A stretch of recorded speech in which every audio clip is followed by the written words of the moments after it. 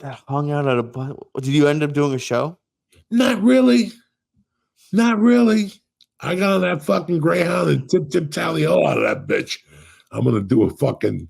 But when you land at the ferry in Weehawken, there's a sushi place.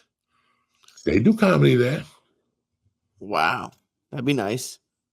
Yeah, they do comedy there one night. They've been doing it since I was coming back and forth. I've never, I think one night I walked past them doing comedy. I was coming back to the city while I was shooting The Sopranos. I went over there to eat or something, and I fucking saw them doing comedy one night. I'm like, not bad. Hey, it's like 22 people who just got off the fucking ferry that can't wait to get home to get a whiskey. They got to stop right now, motherfuckers. Holy shit! Thank God. That's fucked up. I love that. One of my open mics just closed. I'm bummed about it. It's like one of those local. I love local bars. Local little. Yeah, it's just fun. There was an open mic here in Garwood. It's like 25 minutes from my house. I saw the pictures. It looked like fun. Then I read in the paper somebody got stabbed there. Mark that off your list. You know what I'm saying? I go to two places where people got stabbed. Listen, and do you do them for free or for money? Open mics. Oh no, you won't see me in there. If I get $50, I'll take a chance. I'll go over and put a fucking $1 in the flower where the guy laid when they get stabbed him. Oh yeah, they have candles outside of one. Yeah, it's Monday nights. Holy shit, I love it. What do you got this week? Oh, how fucked up is it where they got candles for you? That's like the people in Connecticut right now. If you go to that club, they got little candles with your name on it, the picture of you and shit. They have Leonardo space on the candle. I think one of the best things, it took me a couple of years to figure out. I still do. Like when I went up to Thursday night to the Verb with Danny and the other guy and Rich Voss, I had a blast, and I had a blast being high in the car, thinking about going up there and thinking about, and it's really fun. Like Josh and I were on the phone the other day, and we were talking about how lucky we were. And this is why I thought back and I called you back and said those things to you about it's time for you to fucking put an anchor in Boston. Because with Denver, even though I was doing a lot of bars and shit, my anchor was the Comedy Works. When I lost the Comedy Works, there was other clubs, but I didn't want to work those clubs. So I had to make my decision right then and there. And the best decision I ever made was going to Seattle because we had 2 open mics, Monday and Tuesday at the Comedy Club. And the beauty about it was that he worked with you.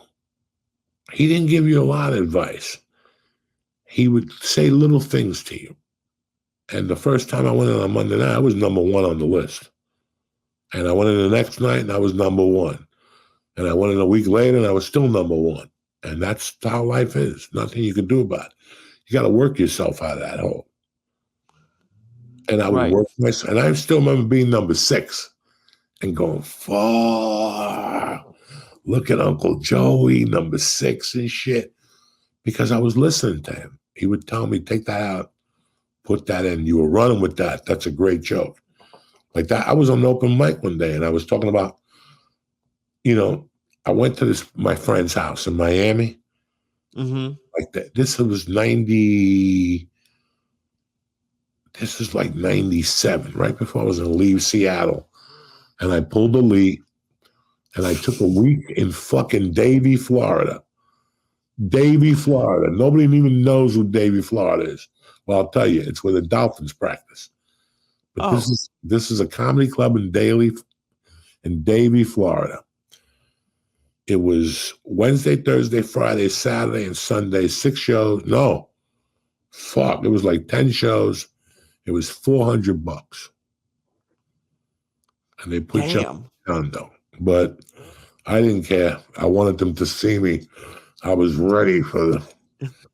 I For was ready. Davey. I was ready for Florida. You know what I'm saying? Why Florida? I have no fucking idea. So I went down there and I ate a bag of dicks, and but it was $400. The plane ticket was $200. The cab, they didn't pick you up. No. They didn't pick you up and no. See you at the condo. Then you went to the condo and there wasn't a key. And you didn't have enough money to fucking take another cab. So you got to walk to the comedy club in 90-degree weather to get the key and then walk back to the club with your suitcase and a leather jacket because you just flew in from fucking Alaska. Oh. Fucking brutal, man. Yeah. So But I enjoyed, the best thing I enjoyed was driving with, when I got to Seattle, Monday and Tuesday we did the open mic. And then we started branching out. Tuesday night there was a club that women danced in cages. And you went downstairs. In the middle of that, the DJ turned the music off and you got to do 7 minutes. Sounds like a great show. Yeah, I knew I was going to bomb, but I didn't give a fuck. I also knew it was a set. Right. I don't know. We did all this talking. I forget what my fucking point is. Why did he go to Davy? There was a story about Davy. Davy, because I was a fucking idiot. Or I probably, because I thought Davy was going to do something for me in the midst of everything. And it was the biggest mistake of my life. Not really, because that's how I met Jim Florentine. Really? That's when we met. Me and Jim Florentine met in Davie, motherfucking Florida, opening night, Wednesday night. And then I went to the other club to open up from the chick from Night Court. And Jimmy stayed in Davie opening up for somebody huge too. That's crazy. That's fucking crazy. I'm in that place. Like I would love to do Davy right now. No. Like I know. Davie, no? There's no club in Davie no more. Maybe like the Florida Gator house and there's seat 80 people. You don't need that in your life right now. But it's really nuts how I worked myself in a great open mic system. And it was crazy because you had to do 5 minutes. You got a light at 5 and you had to be off at 6. Mm-hmm. And if you ran the light at 6, you couldn't come back for a few weeks. Oh, I wish more mics did that. No, I did that from July till September, October. I never questioned it. And then something interesting happened in October. They asked me to do the Seattle comedy competition. Nice. And I said, yeah. And we were talking at the meeting, how many sets, and it was, you got 5 minutes. The yellow light comes on, you got a minute. If that red light comes on, you don't get action for the night. And I saw so many people get disqualified who had great sets for going 6 minutes and 3 seconds. Guess who never went over? Me, because of the training they gave us at the Underground. Carl was, he was preparing us for that fucking contest. That's great. Yeah, it's a. And you were telling me to put down roots. You think it's good to like have a city. You gotta have a home.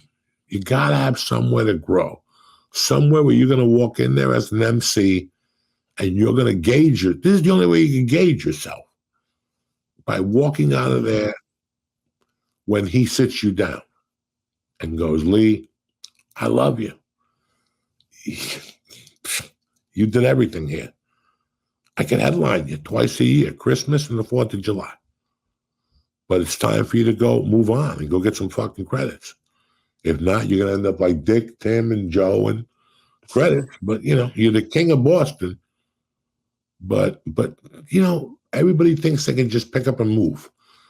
Like, I think in a year I'll move to Los Angeles. Listen, you don't want to go anywhere without a rocket attached to your back. What does that mean? You don't want to come off something. You always want to come off a win.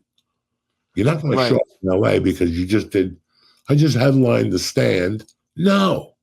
No, that's not the way it works. Go do something. Book a role. Wait for the role to come out. Now you got something to bounce on. Be a part of something. Now you got something to bounce on. People always looking to bounce and nothing happened. If you're in Boston, Lee, you get picked to do no more. They went out of business, Montreal Comedy Festival. I know. So, and you get picked for that. That's how you move to LA or New York. Right. Now you got a manager. Now somebody's going to come up to you and go, Lee, where the fuck have you been all my life? I'm looking for the next Woody Allen. And you just walked into the room. You're fucking. Okay. It's because I is that what pull a Lee means? Is like just like be not in a bad way, but like not over anxious, but like over eager. Like because when you said you pulled the leave and went to Davey, like I'm the one who would be like, oh, let's move now. It was it was the dumbest move of my life because there was nothing there with it. I wasn't accomplishing nothing. I was just getting a feature spot in a B room. Why would I spend $400? Why would I spend $200 to get there? Nothing was going to happen in my career. I would have done better by doing 10 spots in town. Okay. Or maybe doing a triple run or something. There's no need for that right now. You're just going down there for air. Let's pretend you kill. Okay. What are we going to bring you back as? A feature? A feature for $400. Again, so now you're going to come back, but you're going to ask her, what else is there around here? Mm-hmm. And that's the positive thing. But not really, because now she's going to give you another lady who's going to pay you $400. And the only good thing about that is it's one plane ticket works for two. Right. So you save there, but where are you going to stay on Sunday, Monday, Tuesday? The bus station. It's always a fucking by the way, cocksucker. Have a great week. Thank you, in buddy. Motherfucking Vegas. I'll be around this week. I'm going to surprise these cocksuckers. Oh, and fuck yeah. That's that, baby. I'm ready to go. Tip top Magoo. It's going to be a good week. And guess what? Next week is April. Ticking right along. You can tell I'm high already because my eye is stuck. I got that one little diabetic eye. It goes down.